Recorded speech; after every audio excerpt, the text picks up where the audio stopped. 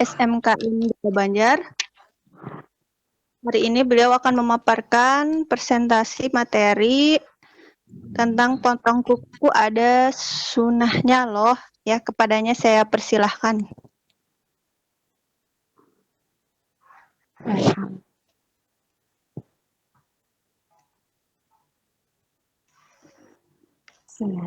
Assalamualaikum warahmatullahi wabarakatuh. Waalaikumsalam. Alhamdulillah pada siang hari ini kita dapat bersua di udara. Terima kasih kepada Bapak Yusuf Jatnika yang sudah mempersiapkan roomnya dan juga kepada Ibu Sophia Iliani yang sudah memberikan waktu kepada saya untuk mempresentasikan sesuatu hal yang berkenaan dengan kebiasaan kita sehari-hari, yaitu tentang potong kuku. Baik teman-teman, sahabat hebat semuanya, kita mulai saja. Seringkali di dalam kehidupan kita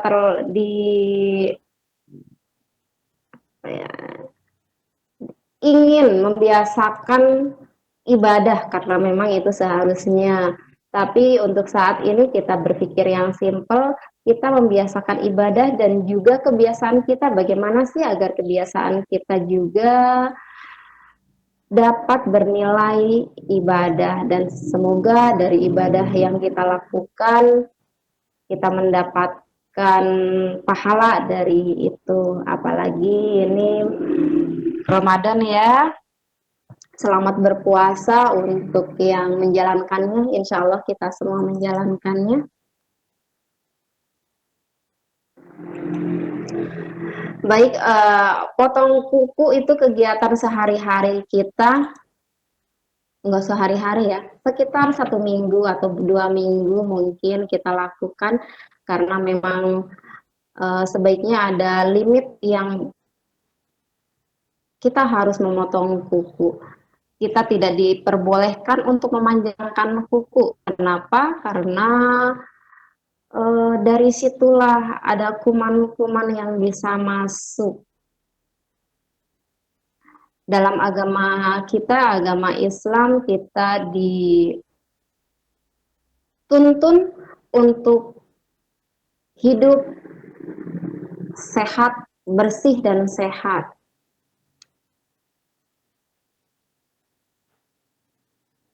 Baik, ini mengenai apa sih itu? Kuku adalah bagian tubuh yang bersifat lunak, mudah tumbuh kembali. Jadi jika mencapai panjang tertentu, kita dianjurkan untuk memotong kuku jari tangan maupun jari kaki.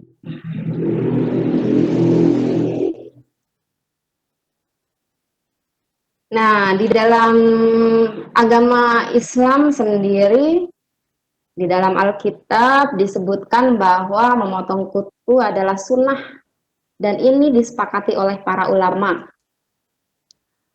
Wasawa'un fihi ar-rijal wal mar'ah amma taqlimul adfar famujma' ala annahu sunnah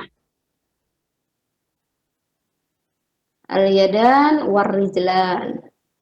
Itu jadi untuk perempuan dan juga laki-laki, hal ini disepakati bahwa memotong kuku adalah sunnah, entah itu kuku tangan juga untuk kuku kaki. Nah, ini ada di dalam kitab Fathul Bari. Menurut Imam Ibnu Hajar mengatakan, pada dasarnya tidak ada satupun hadis yang menjelaskan tentang tertib memotong kuku. Hanya saja Syekhuna Imam Nawawi menegaskan dalam kitab Syarah Muslim bahwa disunahkan untuk memulai Memotong kuku itu memulai dari jari telunjuk tangan, kemudian tengah, kemudian jari manis, kelingking, juga kemudian jempol. Dan untuk tangan yang sebelah kiri dimulai dari kelingking, jari manis, sampai akhirnya ke jempol. Dan untuk di kaki itu secara berurutan dari kelingking kaki sebelah kanan sampai ke kelingking kaki kiri.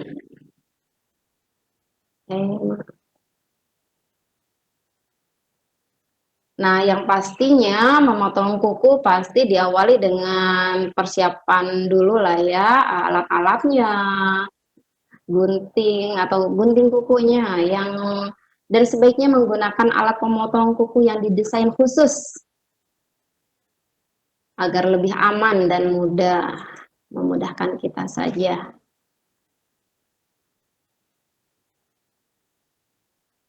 Nah, disebutkan juga wa yustahabbu ayyibda bil yadil yumna summal yusra summar rijal rijlul yumna summal yusra. Disunahkan untuk memulai dari tangan kanan terlebih dahulu, kemudian tangan kiri, dari kaki kanan kemudian kaki kiri. Jadi harus berurutan katanya. Nah, ini nih yang kadang karena dianggap sepele memotong kuku, lah ya sudahlah, potong kuku ya potong kuku saja. Nah, tapi sebaiknya jika memang kita berharap dari hal yang mubah ini menjadi sunnah, atau dari sunnah bahkan lebih afdal untuk menjadi benar-benar menurut sunnah Rasul, maka dianjurkan untuk berdoa. Bagaimana doanya? Doa memotong kuku, Bismillah wabillah wa ala sunnati Sayyidina Muhammad wa ali Sayyidina Muhammad. Pendek insya Allah, kalau dibiasakan hafal. Bismillah wabillah wa ala sunnati Sayyidina Muhammad wa ali Sayyidina Muhammad.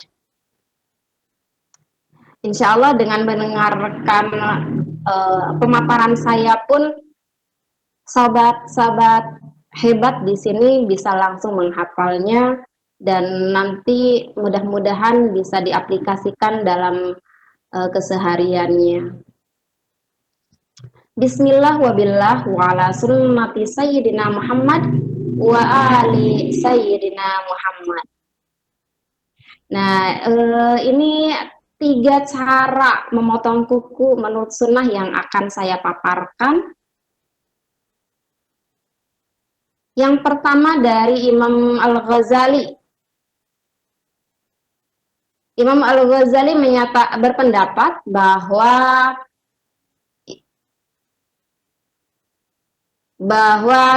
yang dimaksud dalam hadis adalah cara memotongnya dimulai dari jari telunjuk kanan, lalu jari tengah, kemudian jari kelingking, dan seterusnya.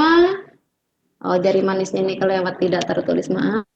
Dan seterusnya sampai ke berakhir pada ibu jari dari tangan kanan. Nanti ada gambarnya, tenang saja untuk lebih memudahkan pemahaman. Kemudian jika sekarang adalah menurut Imam An-Nawawi, beliau berpendapat cara memotongnya tadi sudah saya ungkapkan di depan, dimulai dari telunjuk, jari tengah, jari manis, jari kelingking, kemudian pada ibu jari tangan kanan, dan pada tangan kiri dimulai dari jari kelingking, lalu jari manis, kemudian jari tengah, lalu telunjuk kiri, dan berakhir pada jari tangan kirinya. Berbedanya hanya satu saja pada al-ibham, yaitu di jempol. Nah, di sini mungkin lebih jelas terlihat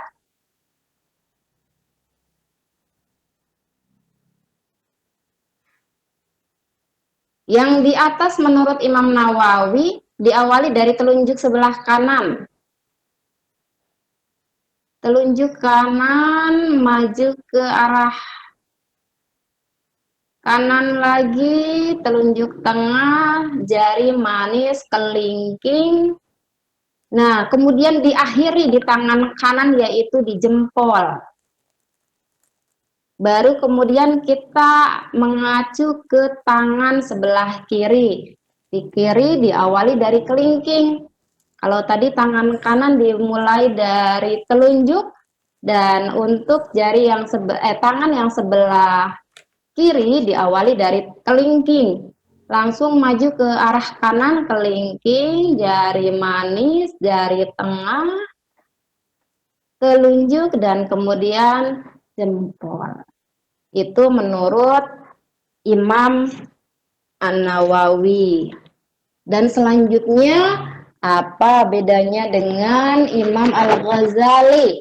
Sama, diawali dengan telunjuk sebelah kanan. Telunjuk kanan, jari tengah, jari manis, kelingking. Nah, kalau Al-Ghazali tidak langsung menghabiskan untuk memotong kuku ke jempol kanan, tetapi dari kelingking tangan kanan langsung menuju ke kelingking tangan kiri. Dilanjut kemudian ke jari manis, jari tengah, telunjuk, jempol kiri. Nah, baru diakhiri dengan jempol kanan. Itu menurut Imam Al-Ghazali.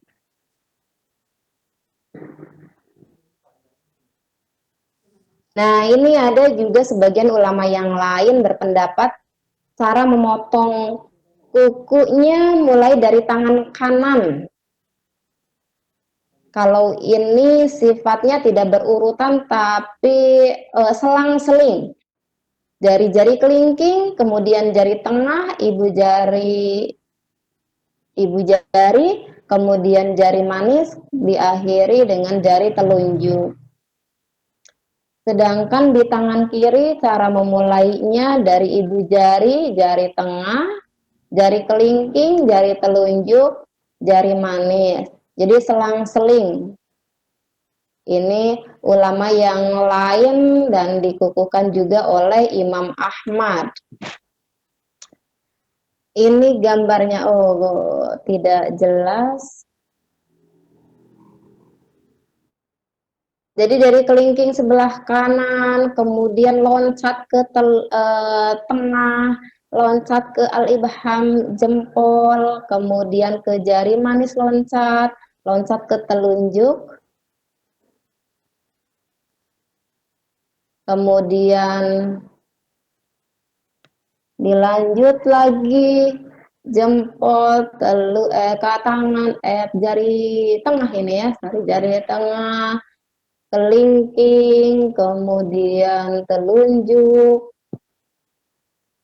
kemudian jari manis. Ini juga yang pasti ini ada selang-seling, ada yang sebelah kirinya mulai dari kelingking dahulu kembali sama seperti sebelah kanan, ada juga yang dimulai sebelah kirinya di jempol. Yang pasti berselang-seling itu menurut pendapat yang ketiga. Nah, dilanjut kalau sudah yang tangan ke 10 jari tangan, lanjut ke jari kaki. Kalau jari kaki semuanya berpendapat bahwa kita mulai dari kelingking yang kaki kanan. Kelingking kaki kanan langsung terus berurutan sampai ke kelingking sebelah kiri. Cukup jelas mungkin untuk yang pemotongan jari kaki. Nah, ini ada sunnahnya lagi, kapan sih ya waktunya untuk memotong kuku yang baik untuk kita, walaupun semua hari itu baik, dan saya sendiri kadangkala ya sesempatnya pegang anak, pegang segala, emak-emak maklum. tapi tetap mengacu pada Bismillah, semoga bisa melakukan sunnah di waktu yang bisa saya memotong kuku yang disunahkan oleh Nabi, saya lakukan. Jadi berpikirnya simple-simple aja, sahabat-sahabat hebat.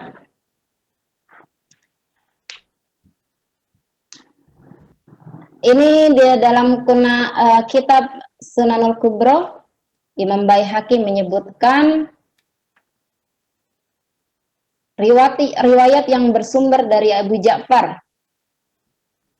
Kana Nabi sallallahu alaihi wasallam yastahibbu ayyakhud min syaribihi wa adfarihi yaumal jumu'ah. Jadi apa katanya? Nabi sallallahu alaihi wasallam biasa mencukur kumis, kuku di hari Jumat.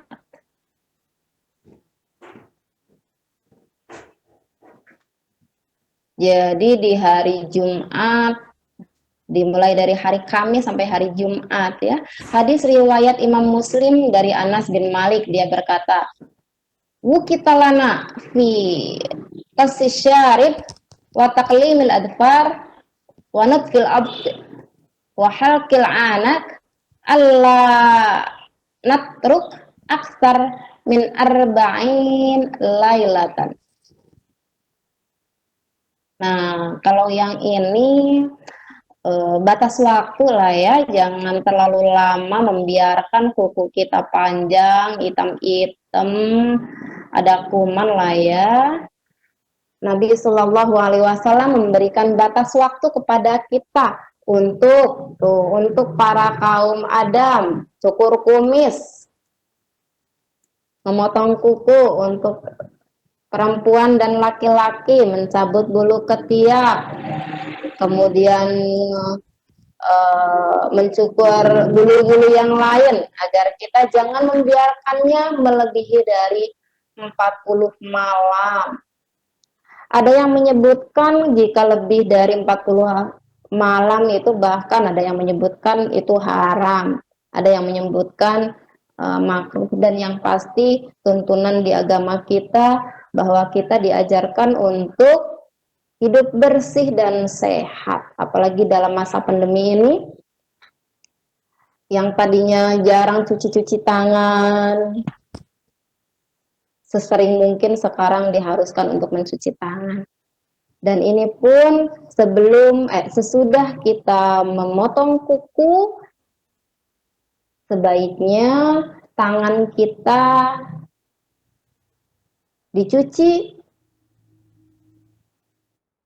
dan juga kukunya kalau bisa, kalau sempat dikubur. Kalau tidak, ya tidak apa-apa. Hidup kan nggak boleh dibikin repot. Hidup itu sudah sulit, jangan dibikin sulit kembali ya. Itu mungkin sekilas pemaparan dari saya tentang potong kuku. Bagaimana agar memotong kuku kita bukan hanya menjadi sebuah kebiasaan, tapi kebiasaan kita untuk menjadi sebuah ibadah, insya Allah. Itu.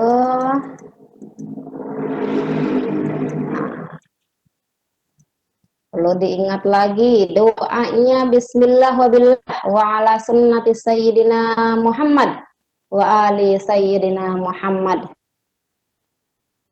Insya Allah hafal ya sahabat hebat. Itu saja mungkin sekilas, silakan saya serahkan dahulu ke Ibu moderator kita, Ibu Sophia Iliani.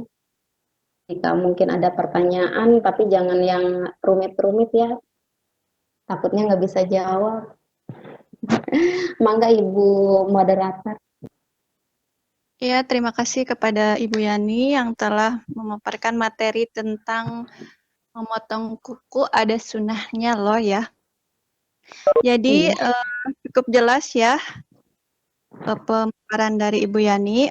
Intinya, dalam memotong kuku itu adalah kebiasaan ya, tetapi dalam Islam memotong kuku adalah sunnah untuk perempuan dan laki-laki. Terlebih dahulu sebelum memotong kuku kita dianjurkan untuk berdoa dan ada 3 cara untuk memotong kuku menurut sunnah. Yang pertama menurut Imam Al-Ghazali, yang keduanya menurut Imam An-Nawawi, Wow. yang ketiganya Imam Al-Ghazali. Ada Imam 2, Ahmad Imam Al-Ghazali dan Imam An-Nawawi. Nawawi. Iya. Terus ketiganya sebagian ulama, dan waktu untuk memotong kuku sunahnya itu di hari Jumat dan tidak boleh melebihi dari 40 malam. Baik, untuk selanjutnya buka sesi tanya jawab. Apabila ada yang tidak mengerti atau ada hal yang mau ditanyakan, silahkan kepada Bapak dan Ibu. Oh, atau nggak harus pertanyaan mungkin ya, kalau ada yang mau menambahkan atau pengalaman atau sharing tentang kuku, mungkin ada yang pernah dengar bagaimana kita sharing di sini, it's okay. Menambahkan dari apa yang saya paparkan. Ya, apakah ada yang mau bertanya atau menambahkan?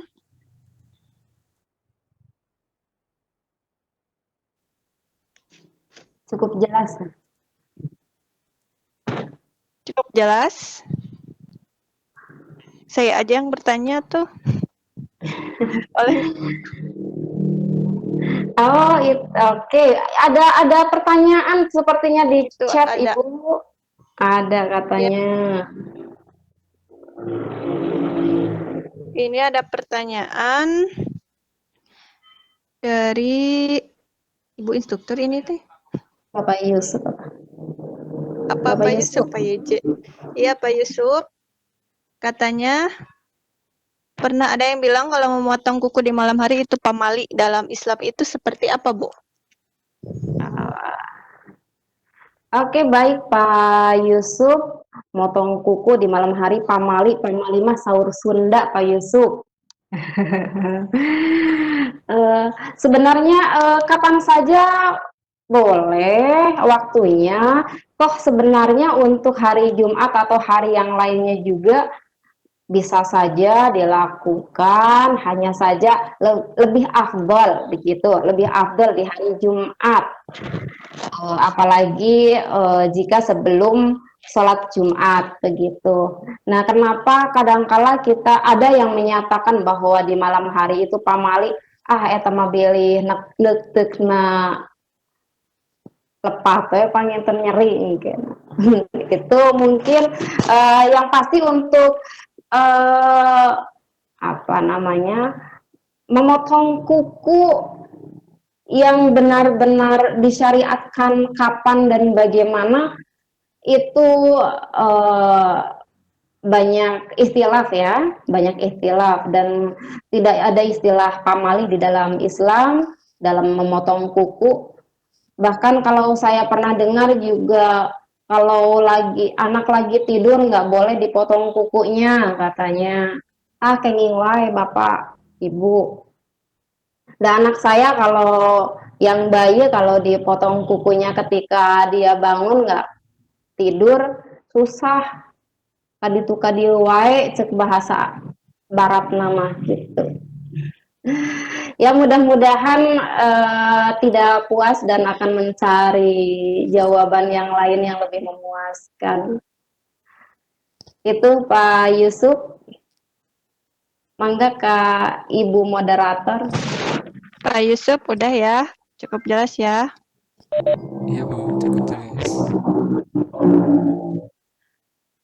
Udah poek saurna Pak Yusuf, zaman Nabi komo teu aya lampu saurna gitu. Ari ayeuna mah zamana sudah terang benderang. Jadi insya Allah mudah-mudahan tidak ada istilah pamali. Asal ulah popoekan we, tahun popoekan mah uhun. Teka tingali kukuna.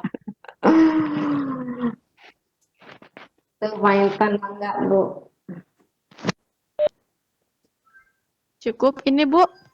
Atau mau ada pertanyaan lagi? Telangkung kamu moderator.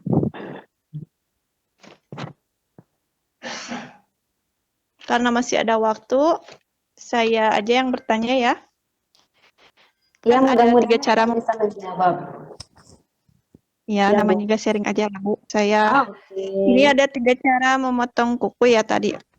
Mhm. Sebaiknya kita memotong kukunya yang mana? Mengambil yang mana? Yang menurut Imam Al-Ghazali atau Imam An-Nawawi atau dari sebagian ulama? Nah, kalau itu suka-suka kumaha saur hate tah gitu. Kumaha saur hate. Gampangnya menurut kita yang mana? Gampangnya menurut kita yang mana? Sama-sama semuanya sunnah. Kalau saya kadangkala menggunakan yang An-Nawawi biar beres satu-satu. Sebelah kanan selesai dahulu dari telunjuk sampai ke kelingking, kemudian jempol, baru kemudian ke tangan sebelah kiri diawali dari kelingking sampai ke jempol. Tapi kadang-kala juga ya pakai yang Al-Ghazali. Kalau saya sendiri sih sulit untuk melakukan yang sunnah yang cara sunnah yang ketiga yang itu apa nggak berurutan itu. Nah kalau ini kan tidak berurutan, mulai dari kelingking, kemudian ke tengah, kemudian ke jempol. Nah, itu sulit untuk mengingatnya bagi saya. Tapi sebagian yang lain ada yang suka pakai ini. Jadi terserah kita, yang penting dari yang ada ini kita bisa melaksanakannya. Entah kita mau ikut Imam Nawawi atau Al-Ghazali atau imam-imam yang lain. Itu, dan untuk waktu mau siang mau malam asal ulah kepoekan boleh-boleh saja. Nah, kecuali biasanya kalau untuk jaga-jaga aja ya, untuk lebih apik kata kitanya mah kalau perempuan ketika haid, nifas itu nanti tunggu dulu potong kukunya sampai kita toharoh, baru kita potong kuku.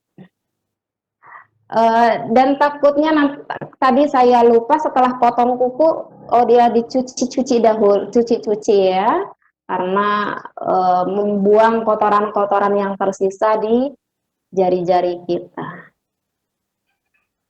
Itu mungkin jawaban yang dapat saya sampaikan kepada Ibu. Oh, nih ada yang bertanya, presensinya belum ada. Pilih hilap. Presennya ada di atas, Bu. Udah di-share yang dari Pak Yusuf. Ada dari Pak Yusuf di atas katanya Bu Yani.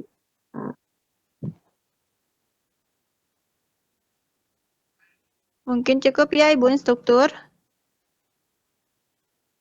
Si ibunya nggak ada. Cukup ya untuk pemaparan hari ini ya Bu ya. Oke. Alhamdulillah, terima kasih kepada Ibu presenter, Ibu Yani yang telah memaparkan materinya pada siang hari ini. Saya kembalikan kepada host yaitu Bapak Yusuf Jatnika, SPDI. Alhamdulillahirrahmanirrahim. Rangkaian acara untuk meeting kali ini sudah selesai. Saya ucapkan terima kasih kepada Ibu Moderator dan Ibu Presenter. Mungkin untuk pertemuan kali ini, ya Bu, mudah-mudahan dapat Iya. Maaf, saya belum menutup dengan salam. Ini tadi diawali dengan salam, tidak diakhiri dengan salam. Iya. Gak apa-apa Bu, biar Pak Yusuf aja.